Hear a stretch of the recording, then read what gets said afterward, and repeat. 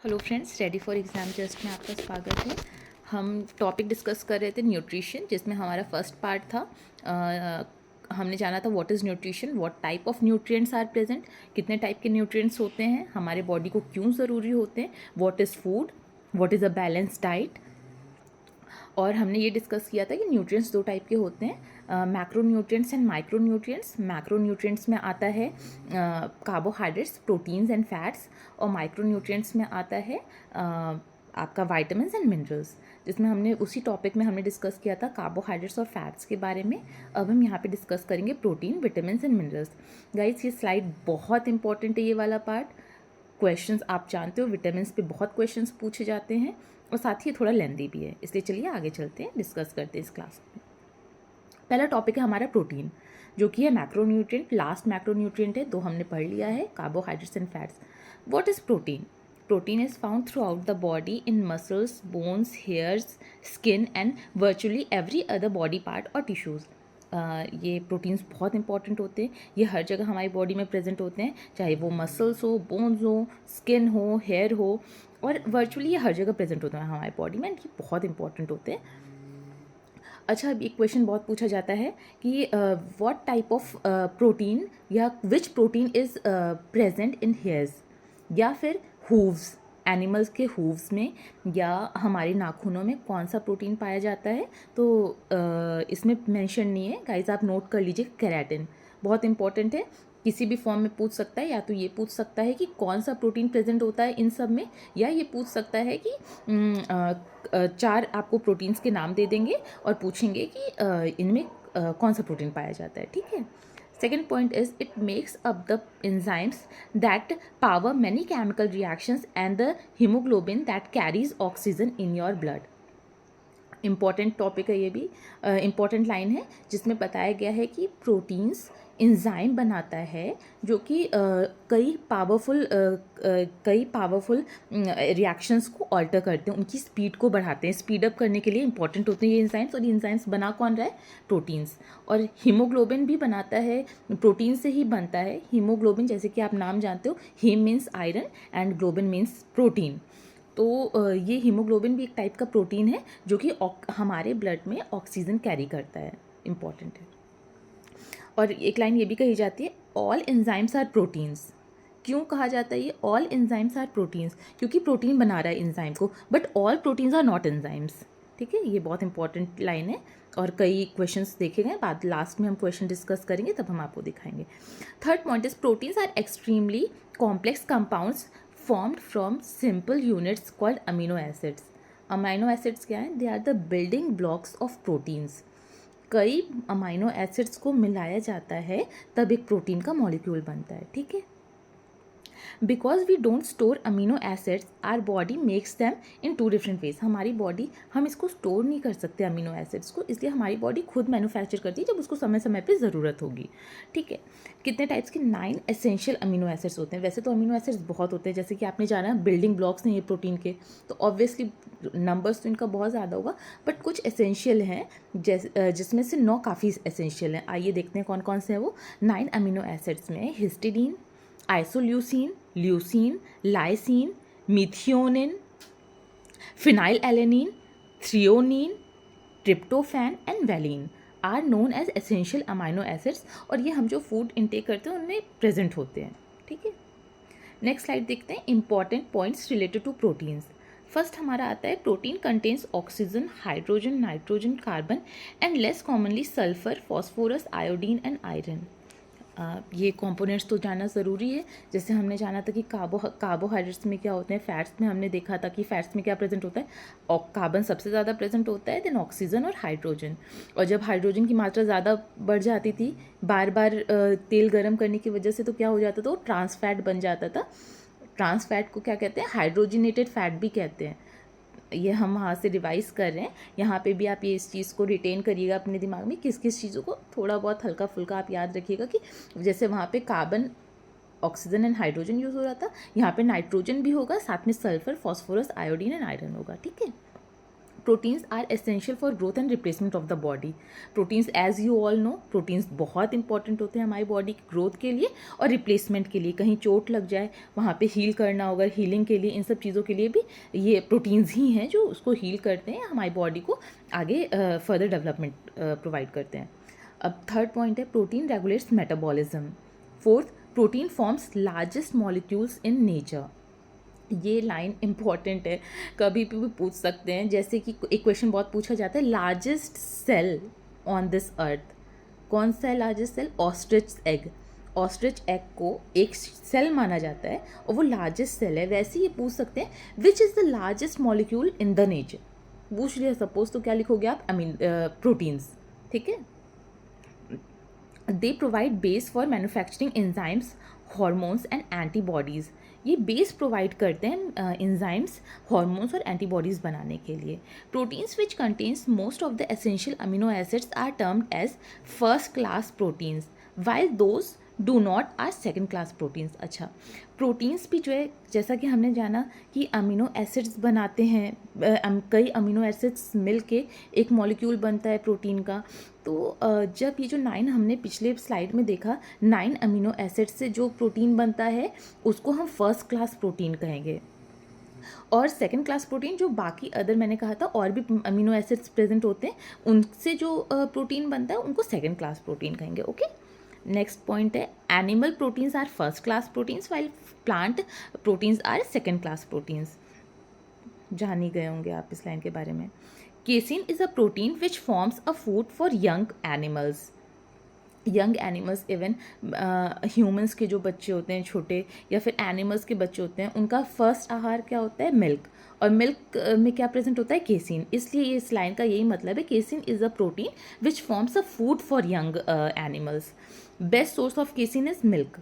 White colour जो होता है मिल्क का, वो कौन प्रोवाइड करता है? ये केसिन की वजह से ही वाइट कलर होता है मिल्क का। ओके, अब हम जानते हैं, अभी तक तो हमने प्रोटीन की यूजेस जाने, अब डेफिशिएंसी के बारे में जानते हैं कि अगर ये हमारे बॉडी में नहीं है तो ये क्या कॉज कर सकते हैं। बहुत ही फेमस ये दोनों डिजीज़ हैं, ख्वाहिशखोर और मेरास्मस। अब आप दोनों पिक्स देख के बताइए, क्या आप डिसाइड कर सकते हैं कि इनमें कौन सा मेरास्मस होगा, कौन सा ख्वाहिशखोर होगा? मैं बताती हूँ। ख्वाहिशखोर में होगा ये, आप जो आप देख रहे हैं जिसमें एक बच्चे का पूरा एब्डोमेन फूला हुआ है, स्वेलिंग है, दिस इज कॉल्ड ख्वाहिशखोर। ये होता है प्रोटीन की डेफिशिएंसी से। और इसमें क्या होता है, इसमें फीट होगा, आपके पैर और जगह जगह पे स्वेलिंग हो जाएगी, पेट में बहुत ज़्यादा स्वेलिंग होगी, और वेट लॉस उतना नहीं होगा जितना मेरास्मस में होगा। और मेरास्मस क्या है? प्रॉपर माल न्यूट्रिशन, मतलब खाना ही नहीं मिल रहा उन बच्चों को, और उनमें मसल मास है ही नहीं। आप इस बच्चे को देख सकते हैं जो ये अपने मामा के बगल में बैठा है, इसके में बिल्कुल भी मसल मास नहीं है, पूरा बच्चा बिल्कुल सूख गया है। इसको हम मरास्मस कहेंगे, इस बीमारी को। ये जनरली बच्चों में होता है, और ये ज़्यादातर अफ्रीकन कंट्रीज़ हैं, या साउथ ईस्ट एशिया है यहाँ पे, या सेंट्रल अमेरिका में भी कई कंट्रीज़ में ये बच्चे पाए जाते हैं। ये बीमारी काफ़ी पाई जाती है। अब हम देखते हैं कंपैरेटिव चार्ट, इन दोनों का डिफरेंस देखेंगे। ख्वाहिशखोर में है acute illness, infection and prolonged starvation. जब काफ़ी दिन तक स्टारवेशन रहता है, जब प्रोलॉन्ग्ड कई दिन से बच्चों को खाना नहीं मिल रहा होता है, उनको प्रॉपर न्यूट्रिशन नहीं मिल रहा होता है, तब ये होता है। और ये सीवियर प्रोलॉन्ग्ड, मतलब ये उससे भी ज़्यादा एक हाई स्टेज है, ख्वाहिशखोर से भी ज़्यादा। मीज़ल्स, इसमें क्या होते हैं सिम्टम्स? मीज़ल्स होते हैं, ट्रॉमा, बच्चा हमेशा डरा सहमा रहेगा, और सेप्सिस हो जाता है। What is sepsis? Sepsis is suppose कहीं दाना हुआ, वो पकने लगेगा, जल्दी हील नहीं होगा, इम्यूनिटी बहुत वीक होती है इसमें। और इसमें हम देखते हैं मेरास्मस में calories and protein principal nutrients. इसमें क्या है? प्रोटीन। ख्वाहिशखोर में प्रोटीन ही प्रिंसिपल न्यूट्रिएंट होता है, ये अगर मिल रहा है तो ये पेट में स्वेलिंग, फीट में स्वेलिंग, ये सब इतना नहीं होगा। और यहाँ पे क्या है? कैलोरीज। यहाँ पे तो मेरास्मस मीन्स बच्चे में मसल मास है ही नहीं, उसके अंदर कुछ भी नहीं है, उसको ज़रूरी होगा कैलोरीज भी ज़रूरी होंगी, उसको प्रोटीन्स। कैलोरीज में आएगा, बाकी चीज़ें भी, कार्ब्स भी आएंगे, फैट्स भी आएंगे, सब कुछ आएगा। ठीक है, ये ज़्यादातर किन बच्चों में होता है? 18 से 3 साल के बीच में, और ये होता है 6 से 2 साल के बीच में। जाने की ज़रूरत नहीं है, बस आप जान लो, बहुत इसको ज़्यादा रटने की ज़रूरत नहीं है इसके बारे में, ठीक है। रैपिड एक्यूट ऑनसेट, बहुत जल्दी होता है ये, और बहुत ज़्यादा एक्यूट होता है, मतलब नॉर्मल ही रहेगा बच्चा, बहुत ज़्यादा सीरियस नहीं होगा। बट ये जो मेरास्मस है ये बहुत ही क्रॉनिक होगा, स्लो तो होता है बट ये काफ़ी क्रॉनिक होता है, ठीक है। इसमें वेट लॉस उतना नहीं होगा, जैसा कि आपने देखा पेट में भी स्वेलिंग है, फीट में भी स्वेलिंग है, और बच्चा उतना सूखा हुआ नहीं लग रहा था जितना कि मेरास्मस में लग रहा था। तो इसमें वेट लॉस कम होगा, इसमें मेरास्मस में सीवियर वेट लॉस होगा। मॉर्टेलिटी रेट मतलब डेथ ज़्यादा किस में होगी, ख्वाहिशखोर में होगी, मेरास्मस में लेस होती है। मतलब अगर ऐसा है कि उसको हो गया बट उसके बाद उसको फीडिंग अच्छी दी जा रही है, उसको खाना टाइम पे मिल रहा है, तो वो ठीक हो जाता है। बट इसमें ऐसा नहीं होता, क्योंकि इसमें क्या होता है, आपकी बॉडी की इम्यूनिटी भी बहुत डाउन हो जाती है बच्चे की। अब हम नेक्स्ट पॉइंट में आते हैं, enzymes which controls the life processes in a cell and protein, that is why it is often set enzymes which control the life process in a cell are proteins. Enzymes तो आपको पता ही होगा, ये हमारे किसी भी रिएक्शन को alter करते हैं, इन्हांस कर देते हैं, उसके रेट को एक्सेलरेट कर देते हैं, और ये किससे बने होते हैं, प्रोटीन से बने होते हैं। इसलिए एक लाइन बहुत ज़्यादा यूज़ की जाती है, all enzymes are proteins but all proteins are not enzymes. इस लाइन को आप नोट कर लीजिएगा, कंफ्यूज हो जाएंगे एग्ज़ाम प्रेशर में। एग्ज़ाम्स में सिर्फ बायो ही नहीं होता, आपके अदर सब्जेक्ट्स भी होते हैं, तो वहाँ पे आपको ये लाइन आज भले ही स्लाइड में बहुत छोटी लग रही हो, बट वहाँ पे आप ना कंफ्यूज हो जाओगे। सो फोकस करना आप कुछ लाइंस पे, ठीक है। अब इसमें आते हैं, proteins can be used for respiration when carbohydrates and lipids are not available. Respiration के प्रोसेस में सपोज कार्बोहाइड्रेट्स और फैट्स नहीं प्रेजेंट हैं, तो ये प्रोटीन बहुत यूज़फुल होता है वहाँ पे भी। मतलब अगर कार्बोहाइड्रेट्स और लिपिड्स नहीं भी हैं अवेलेबल, तो भी ये जो है रेस्पिरेशन के रेट को रोकेगा नहीं, ये रेस्पिरेशन चलता रहेगा due to the presence of proteins, ठीक है। नेक्स्ट पॉइंट आते हैं, natural source of proteins are, sources क्या हैं, meat, as you all know, animals में भी मीट होता है, तो वो आप इनटेक करोगे आपको एनिमल मीट मिलेगा, जो कि अभी आपने देखा फर्स्ट क्लास प्रोटीन होता है। Egg, pulses, beans and peas, इन सब में बहुत ज़्यादा मात्रा में पाया जाता है प्रोटीन। अब आता है देखिए केराटिन, अभी हम बात कर रहे थे केराटिन की। Keratin is a fibrous protein that is a primary structural component of hair, nails, hooves, horns and feathers in animals. जो बर्ड्स की फेदर्स होती हैं, गाइस प्लीज़ इस पे फोकस करिएगा, this point is really important. Many a times I have seen, घटना चक्र हो, चाहे आप ई दृष्टि उठा लो, जो जिसमें सारे प्रीवियस ईयर पेपर्स दिए होते हैं, उसमें ये दिया होता है, सपोज वो आपको 4 ऑप्शंस दे देंगे दिल से कि नेल्स, हूव्स, केराटिन कहाँ प्रेजेंट होता है, डाल देंगे नेल्स, हूव्स, हॉर्न्स, और एक कुछ और ऑप्शन दे दिया डिफरेंट सा। तो आपको ये पता होना चाहिए केराटिन बहुत इंपॉर्टेंट प्रोटीन है, आपको पता होना चाहिए वो कहाँ प्रेजेंट है। तो वो नेल्स, हूव्स, हॉर्न्स और जो चिड़ियों के जो फेदर्स होते हैं उन सब में भी पाए जाते हैं, ठीक है। नेक्स्ट पॉइंट है, casein is a protein which gives white colour to the milk. अभी हमने पहले डिस्कस किया था, ये वही लाइन है। गाइज हमारा मैक्रोन्यूट्रिएंट ख़त्म होता है यहाँ पे, अब हम स्टार्ट करेंगे माइक्रोन्यूट्रिएंट्स, जिसमें आता है minerals. What are minerals? Minerals are micronutrients, although needed in small amount, but are essential for proper functioning, for proper body functioning. क्या है ये मिनरल्स? देखिए मिनरल्स माइक्रोन्यूट्रिएंट्स हैं जो कि हमारे बॉडी के लिए ज़रूरी हैं, बट कम मात्रा में। ये नहीं कि हमें बहुत ज़्यादा इंटेक करना है, बट हाँ ज़रूरी हैं। अब इसमें क्या आता है, सपोज जैसे कैल्शियम हुआ, मैग्नीशियम हुआ, जिंक हुआ, आयरन हुआ, ये सारी चीज़ें मिनरल्स में आती हैं और ये इंपॉर्टेंट होती हैं। फॉर एग्ज़ाम्पल जैसे कभी किसी का हीमोग्लोबिन कम होता है, अगर 11 से नीचे है, बहुत 7 चला जाता है, 6 बहुत ही एक्यूट होता है, वो क्रॉनिक भी हो जाता है, तो उसमें क्या होगा, उसमें आयरन की कमी हो जाती है। आयरन क्या है, मिनरल्स हैं, तो प्रॉब्लम हो रही है उसमें, इसलिए वो भी हमारे लिए मिनरल्स ही उतने इंपॉर्टेंट है जितना कि प्रोटीन, कार्बोहाइड्रेट्स और फैट्स हैं, या आगे विटामिन हैं, उतना ही मिनरल्स भी इंपॉर्टेंट हैं। बोन्स के लिए क्या ज़रूरी है, कैल्शियम, हमारे टीथ्स के लिए कैल्शियम, फॉस्फोरस, ये सारी चीज़ें।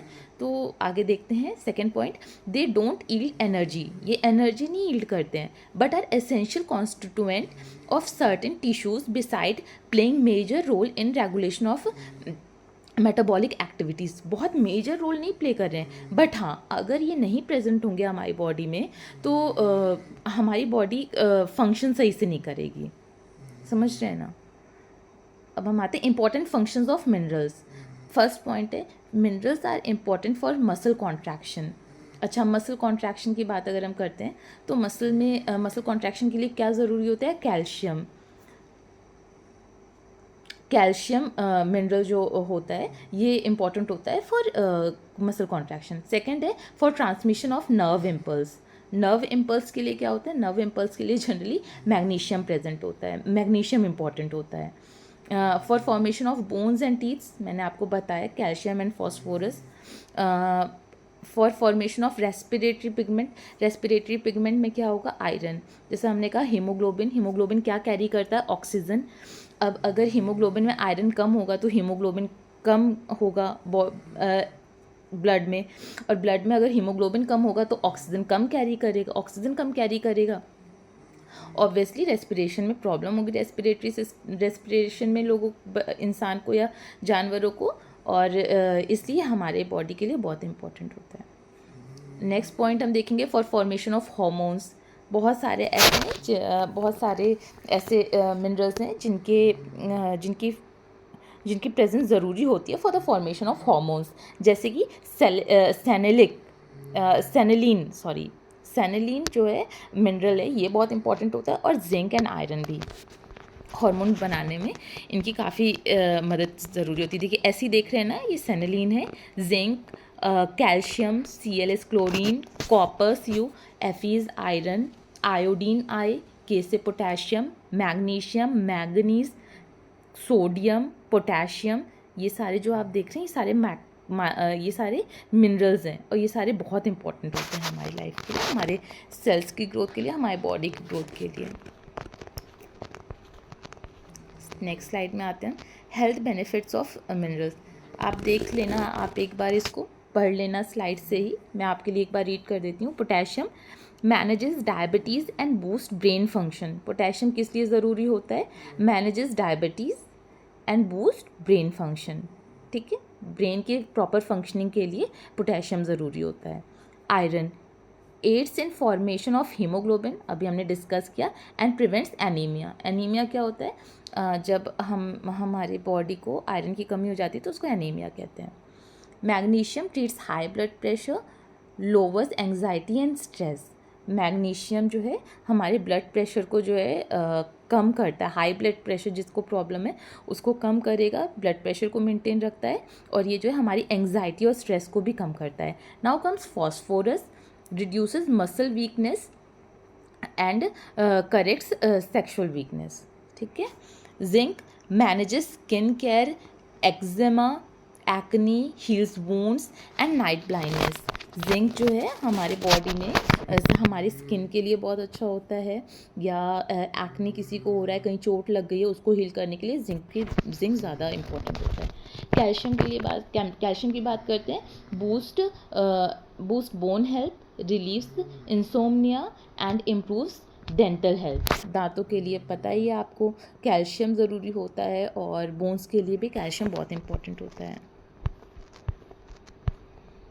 आप ये देख लीजिएगा किस में कैल्शियम किस फूड प्रोडक्ट में कितना प्रेजेंट होता है और कहाँ कहाँ इसकी ज़रूरत होती है, आप एक बार खुद से पढ़ लीजिएगा। ठीक है। Now comes vitamins, most important topic. ये तो इसकी इम्पोर्टेंस आपको तब पता चलेगा जब हम नेक्स्ट स्लाइड में, जो कि कल आने वाली है, उसमें नेक्स्ट क्लास में हम देखेंगे प्रीवियस ईयर पेपर्स। बहुत सारे क्वेश्चंस इस पे आए हुए हैं, और आयोग का ये बहुत फेवरेट टॉपिक है। मैं लिख के दे रही हूँ, या मैं ही क्या लिख के दे रही हूँ, आप पहले आप एनालाइज करोगे तो जानोगे कि ये क्वेश्चन आउट है। विटामिन्स तो आना ही आना है। अगर आपके सिलेबस में बायो है, जनरल साइंस है, तो उसमें विटामिन्स पूछेंगे ही पूछेंगे, हर जगह पूछते हैं। एक लाइन ही पूछें, वन लाइनर ही पूछें, या मैच द कॉलम पूछ लें, या असर्शन एंड रीजनिंग पूछ लें, रीज़न पूछ लें, पूछते ज़रूर हैं। ये उनका फेवरेट टॉपिक है।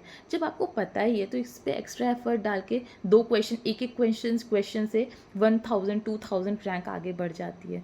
तो गाइस प्लीज़ इस पर ज़्यादा फोकस करिएगा, विटामिन्स बहुत इंपॉर्टेंट है। डिस्कस करते हैं, इतना इम्पॉर्टेंट, ये भी है माइक्रो न्यूट्रिएंट है बट बहुत इंपॉर्टेंट है हमारी बॉडी के लिए। फर्स्ट पॉइंट है vitamins are organic compounds that people need in small quantities, each has a different role in maintaining health and bodily function. Vitamins भले ही हमारे शरीर को थोड़ी मात्रा में ज़रूरी होते हैं बट ज़रूरी होते हैं और ये बहुत मेजर रोल प्ले करते हैं हमारी बॉडी की फंक्शनिंग में। Each organism has different vitamin requirements. For example, human needs to get vitamin C from their diets, while dogs can produce all the vitamin C that they need. हमारी body, एक चीज़ और है, हमारी body सारे vitamins नहीं manufacture करती, कुछ vitamins हमें बाहर से लेने होते हैं। वही कई एनिमल्स ऐसे हैं जिनमें वो विटामिन्स जो हमें नहीं पाई जाती है नेचुरली, वो उनमें नेचुरली पाई जाती है। जैसा कि एग्जांपल यहाँ पे दिया हुआ है, ह्यूमंस को विटामिन सी की बहुत ज़्यादा ज़रूरत होती है उनके डाइट में, और डॉग्स को उतना नहीं ज़रूरी होता क्योंकि उनकी बॉडी खुद मैन्युफैक्चर कर लेती है वो विटामिन सी। नेक्स्ट पॉइंट है most vitamins need to come from food because the body either does not produce them or produce in a very little amount. हम जनरली विटामिन्स का ऐसा ही है कि हमें ये फूड से ही मिलता है, इसीलिए हमेशा कहा जाता है कि आपको ना एक प्रॉपर हेल्दी डाइट लेना चाहिए and please avoid junk food. अभी हम कार्बोहाइड्रेट्स पढ़ रहे थे, फैट्स पढ़ रहे थे, we have studied about junk food, about trans fats, जहाँ पे आपको सारे ये नहीं मिलेंगे। एक तो और है प्रोसेस्ड फूड है, बना हुआ है, तो उसमें जो है विटामिन और ये सारी चीज़ें ख़त्म हो जाती हैं जब आप उसको हीट करते हो। तो इसलिए कोशिश करिए फ्रूट्स ज़्यादा लीजिए, और सब्जियों में जैसे आंवला ये सब कच्चा खाएंगे ना तो आपके बॉडी के लिए ज़्यादा इफेक्टिव होगी, ज़्यादा अच्छी होगी। नेक्स्ट पॉइंट हम देखते हैं मोस्ट विटामिन्स। हाँ, ये इसके बारे में दिया है कि बहुत सारे ऐसे एसेंशियल विटामिन्स हैं जो हमारी बॉडी खुद प्रोड्यूस नहीं करती है, तो उसको जो है या फिर बहुत कम अमाउंट में प्रोड्यूस करती है और बॉडी को नीड उसकी ज़्यादा होती है और प्रोडक्शन कम है उसका, तो उसके लिए आपको बाहर से लेना पड़ेगा। ठीक है, नेक्स्ट पॉइंट है for humans vitamin D is not available in large enough quantity in food.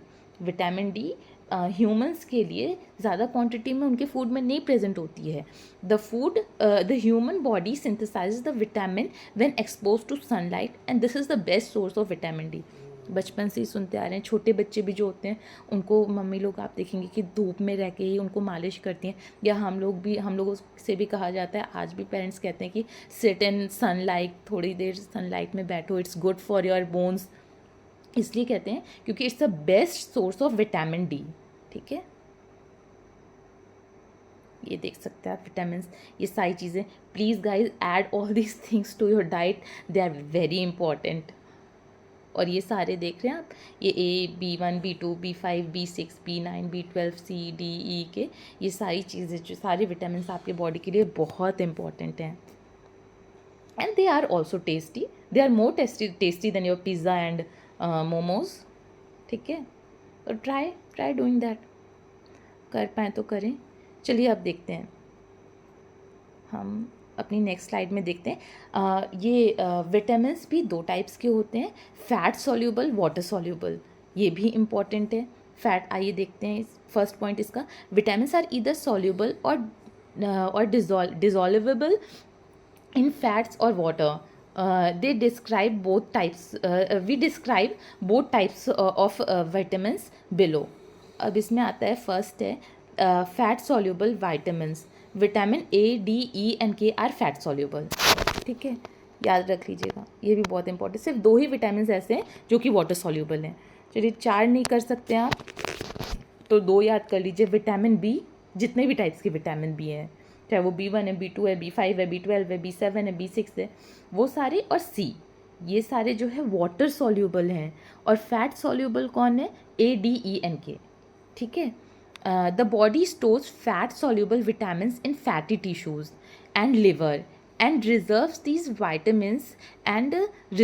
of these vitamins can stay in the body for days and sometimes months।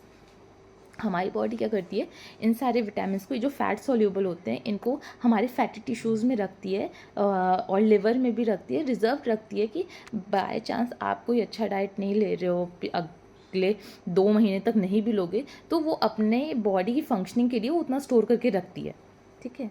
Dietary fats help the body absorb fat soluble vitamins through the intestinal tract. अब आता है water soluble vitamins. Water soluble vitamins do not stay in the body for long and cannot be stored. याद रखिएगा।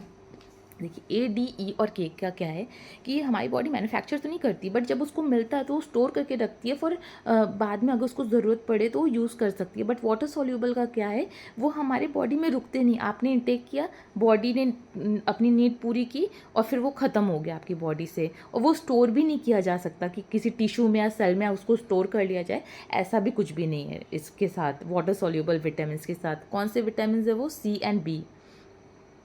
दे leave the body via ये हमारे body में urine के through हमारे बॉडी से निकल जाते हैं ये। Because of this people need a more regular supply of water soluble vitamins than fat soluble ones. देखिए इसका ये मतलब है कि फिर हमारे बॉडी के लिए ज़्यादा विटामिन सी और बी इम्पॉर्टेंट है, क्योंकि वो बहुत जल्दी हमारे बॉडी से ड्रेन हो जाते हैं और वो हमारी बॉडी स्टोर भी करके नहीं रखती है। ए डी ई एंड के आपने लिया तो चलो कुछ यूज़ किया, उसने स्टोर करके रख लिया फॉर फर्दर यूज़, बट यहाँ पे ऐसा कुछ भी नहीं है। इसलिए वाटर सॉल्यूबल विटामिन हमारे बॉडी के लिए ज़्यादा ज़रूरी होता है। Vitamin C and all B vitamin are water soluble. ठीक है, देख लीजिएगा, याद रखिएगा। यहाँ पे बहुत इजी लग रहा है बट एग्ज़ाम में आप भूल सकते हैं। वहाँ पे फैट सॉल्यूबल विटामिन्स और वाटर सॉल्यूबल विटामिन्स नहीं याद आ रहे होते। तो एक चीज़ से याद रखिएगा, आपने विटामिन सी के आपने देखा होगा अनार, इसमें संतरे में और नींबू में, आंवले में, इन सब में विटामिन सी बहुत अच्छी मात्रा में पाई जाती है। और ये कैसे होते हैं, वाटरी होते हैं ना, तो उस हिसाब से आप याद रखिएगा वो वाटरी होते हैं। ऑरेंज, लेमन, आंवला, ये सब वाटरी होता है, बहुत ज़्यादा जूसी सा होता है, तो ऑयली नहीं होता वो बिल्कुल भी ना, तो वो वाटर सॉल्यूबल है, उसमें विटामिन सी पाया जाता है, सी पाया जाता है तो बी भी पाया जाएगा। और ऐसे तो मैं मेमोराइज़ करती हूँ, बाकी आप अपने हिसाब से देख लेना आपको कैसे मेमोराइज़ करना है, बट कर लेना क्योंकि इंपॉर्टेंट है। वहाँ पे आपसे पूछेंगे इनमें से कौन सा फैट सॉल्यूबल है, विटामिन ए दे देंगे, डी दे देंगे, ई दे देंगे और बी दे देंगे। अब आप हो जाओगे वहाँ पे कंफ्यूज, तगड़ा वाला। चलिए अब डिस्कस करते हैं विटामिन ए। केमिकल नेम क्या है इसका, सारे विटामिन्स के केमिकल नेम्स आपके टिप पे होने चाहिए, वहाँ पे एग्जाम में सोचना भी ना पड़े, ताकि आप अदर सब्जेक्ट्स को जिसमें आपको सोचना है, लाइक इकोनॉमिक्स, करंट अफेयर्स, जिसमें आपको रिकॉल करना बहुत पड़ता है, आप उसमें टाइम दे सको उसका। इसलिए विटामिन्स के जितने भी केमिकल नेम्स हैं ये आपके टिप पे होने चाहिए गाइस, प्लीज़।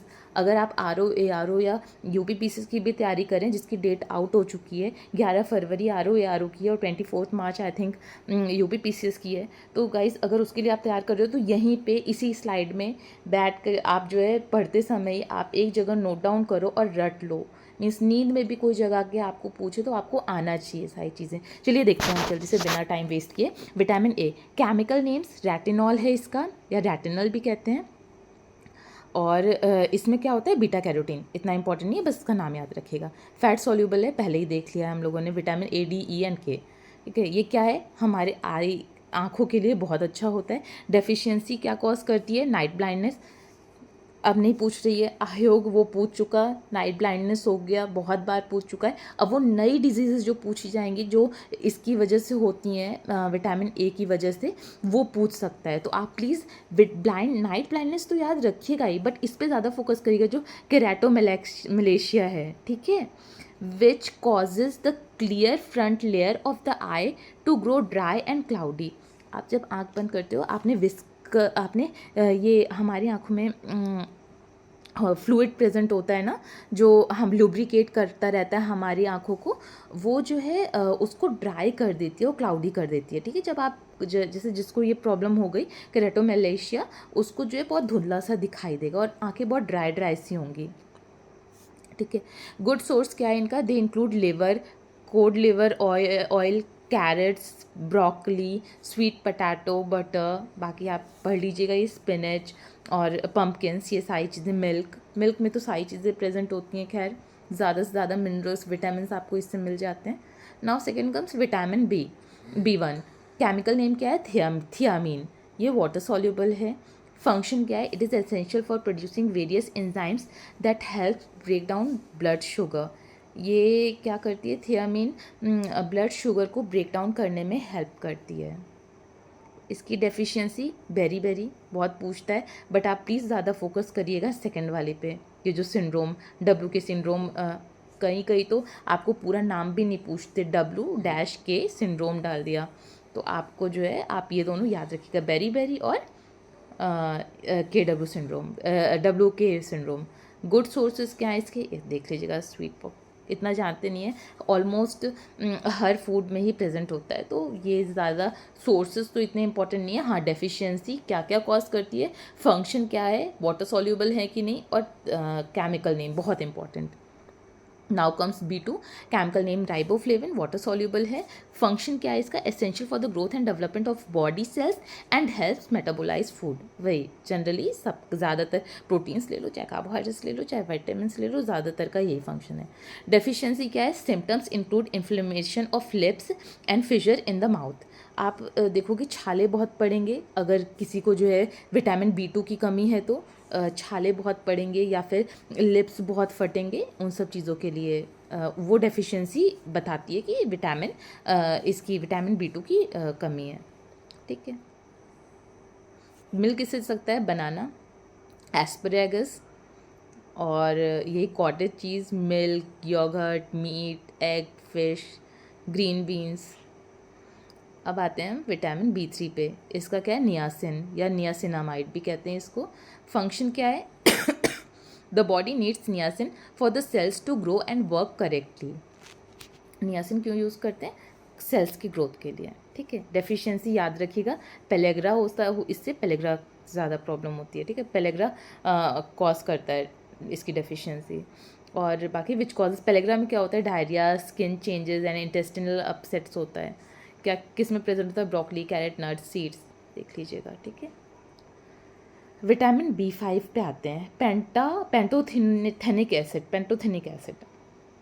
अब आप इसको कैसे याद रखोगे, आप इसको ऐसे याद सकते हो, 5 के लिए पेंटा वर्ड यूज़ होता है, तो उसे पेंटाथेनिक एसिड याद रखना या मेमोराइज कर लेना। Function, it is necessary for producing energy and hormones. ये हॉर्मोन्स बनाने में और एनर्जी प्रोड्यूस करने में हेल्प करता है। डेफिशिएंसी क्या होगा, पैरेस्थीसिया या पिंस एंड निडल भी कहते हैं। सिम्टम्स इसके पैरेस्थीसिया या पिंस एंड निडल्स। ठीक है।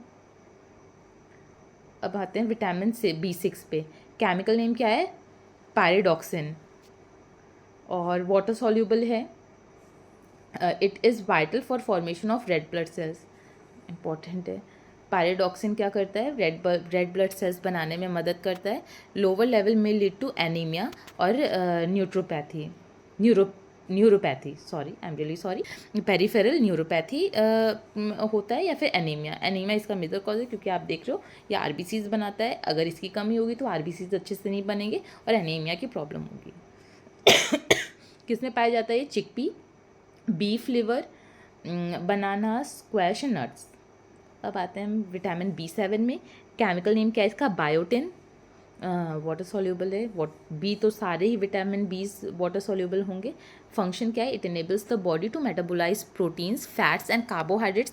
It also contributes to keratin, a structured protein in hairs, nails and skin.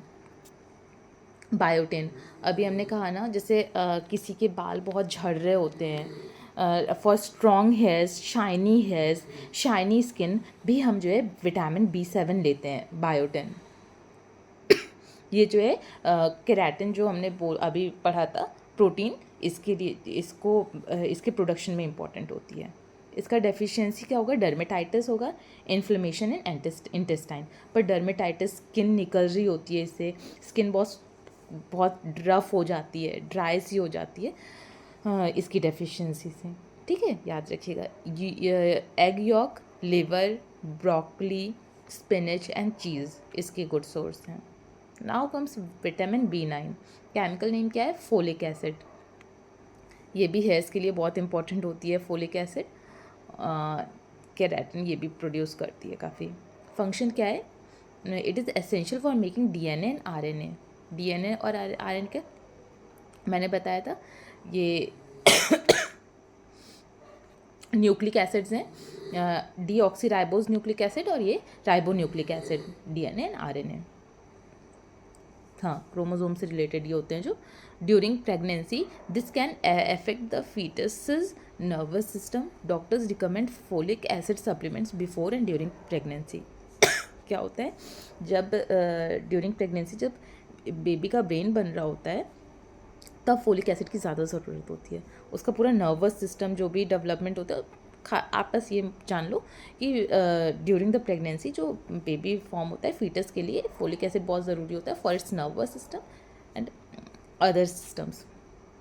Good source क्या है इसका, these include leafy vegetables, peas, legumes, liver, some fortified grain products and sunflower seeds.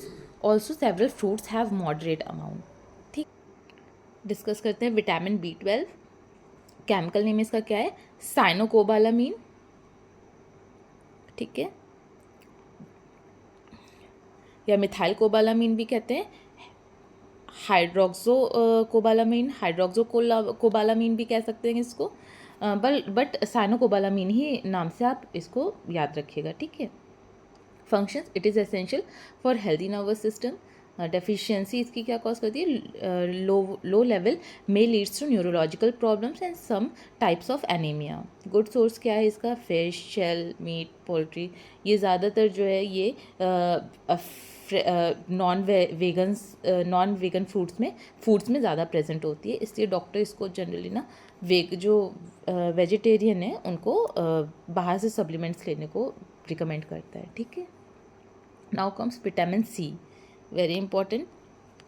It is water soluble, इसको ascorbic acid भी कहते हैं, इसका chemical name याद रखिएगा। फंक्शंस क्या है इसके, it contributes to collagen production, wound healing and bone formation. It also strengthens blood vessels, supports the immune system, helps the body absorb iron and acts as an antioxidant.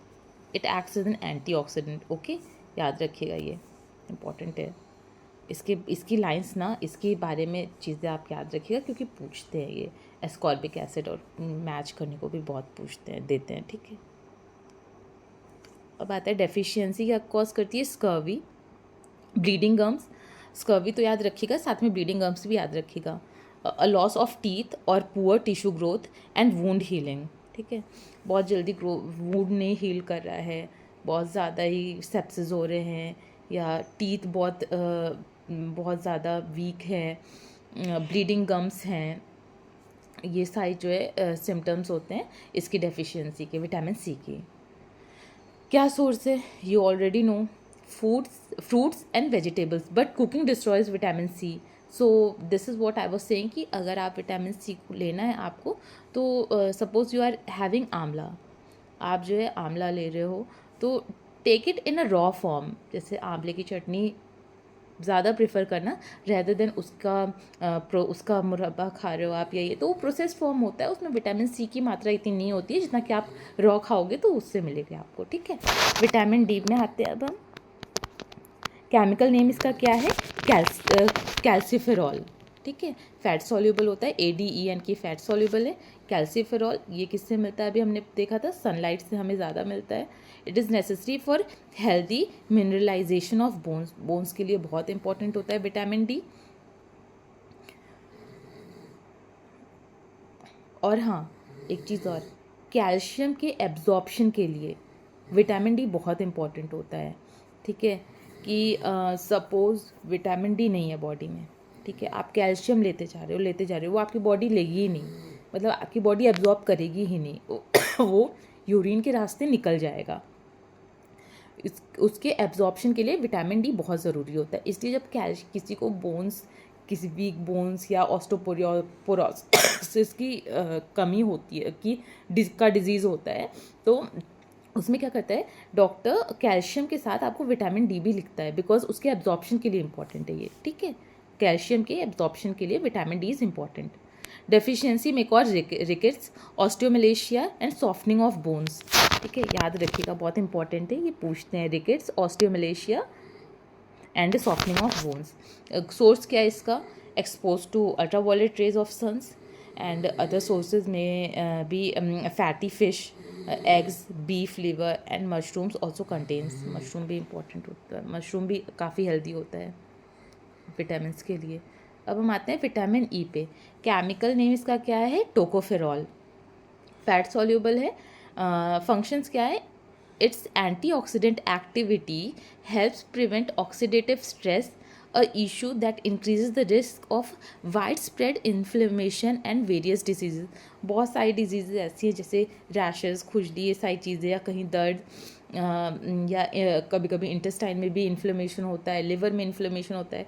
किसकी वजह से होता है? एंटीऑक्सीडेंट्स की deficiency की वजह से होता है। वो कैसे बढ़ेंगे मात्रा में बॉडी से? जब आप विटामिन ई लोगे, ठीक है। इसका सोर्स क्या है? डेफिशिएंसी क्या करेगी? This is rare but it may cause haemolytic anaemia in newborns. This condition destroys body cells, ठीक है। सोर्स क्या है इसका? These includes wheat germ, kiwis, almonds, eggs, nuts, leafy and green vegetables. Sorry friends.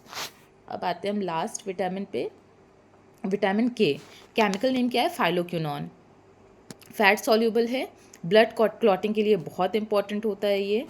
और deficiency low level में cause an unusual susceptibility to bleeding और bleeding diathesis, ठीक है।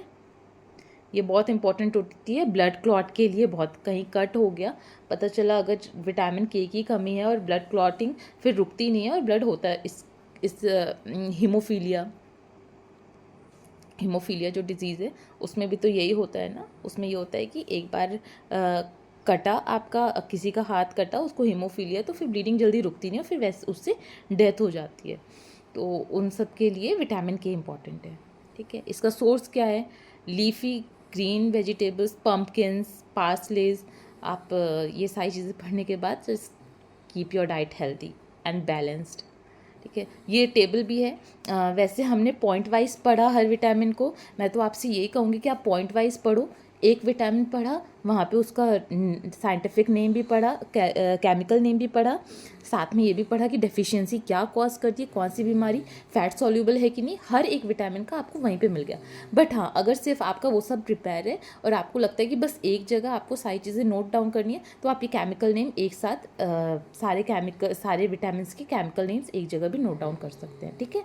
इसमें देख लीजिए, vitamin A retinol, vitamin D calciferol, vitamin E tocopherol, vitamin के phylloquinone. इसकी कोई ट्रिक बना के आप अच्छे से मैं तो इतनी बार इसको रटा भी है और फिर समझ के भी अब ऐसा हो गया कि अब तो टिप पे हो गया। और आप लोग भी ये चीज़ टिप पे कर लेना ताकि वहाँ एग्जाम में आपको सोचना ना पड़े। एग्जाम में यही B1, B2, B3 and B4 they become so confusing. Even जानते हुए भी आप ऐसा लगेगा कि अरे पढ़ा हुआ है बट कर नहीं पा रहे हैं। तो वो वाली सिचुएशन में मत आइएगा। उससे क्या होता है कि पहले क्वेश्चन की वजह से, इस क्वेश्चन की वजह से आगे के आने वाले 3-4 क्वेश्चंस भी इफेक्ट हो जाते हैं, ठीक है। गाइस प्लीज़ इसको अच्छे से पढ़ लीजिएगा। फिर से बार बार ये कह रही हूँ क्योंकि ये बहुत इंपॉर्टेंट है। ये पता चलेगा जब हम क्वेश्चन डिस्कस करेंगे जो कि आए हुए हैं पिछले एग्जाम्स में। अब आप ये देखिए, ये एक सुंदर सा डायग्राम इसका, ठीक है। बीच में विटामिन, कौन कौन से विटामिन हैं, क्या क्या कॉज करते हैं, यहीं देख लीजिए। यहाँ पे भी अगर आपको एक शॉर्ट फॉर्म में आपको बस एक रिवीजन देना है कि एग्जाम पास से और बस आपको स्लाइड्स देखनी और रिवाइज करना है, तो आप यहीं पे कर लोगे। विटामिन ए क्या कॉज करता है, vitamin B, vitamin C, B1, B2, B5, B7, B12, ठीक है, देख लीजिएगा। Vitamin D, rickets and osteomalacia. और सारी ही, सिर्फ ये नहीं कि सिर्फ रिकेट्स पढ़ के छोड़ दिया या स्कर्वी पढ़ के छोड़ दिया, फिर स्वेलिंग ऑफ गम्स भी याद रखना, ठीक है। हाँ, ये आप देख लेते हैं, पूछते बहुत हैं और कन्फ्यूजन भी होती है इसमें भी। इंपॉर्टेंट डिस्कवरर्स कौन कौन से? Vitamin was first discovered by Hopkins. बहुत इसमें भी बच्चे बहुत कंफ्यूज होते हैं। विटामिन जो डिस्कवर किया था वो हॉपकिंस थे। और विटामिन नाम किसने, who coined the term vitamin? Funk, ठीक है। MC कोलम ने क्या, विटामिन A, B और D किसने किया है, ये याद रखिएगा। Vitamin A, B and D। बीच में जो विटामिन C है बस उसी को होल्स ने किया है, बाकी तीनों को कोलम ने किया है, ठीक है। ये 5 के नाम आप मेमोराइज कर लीजिएगा। ओके, थैंक यू फ्रेंड्स, ये रहा विटामिन का।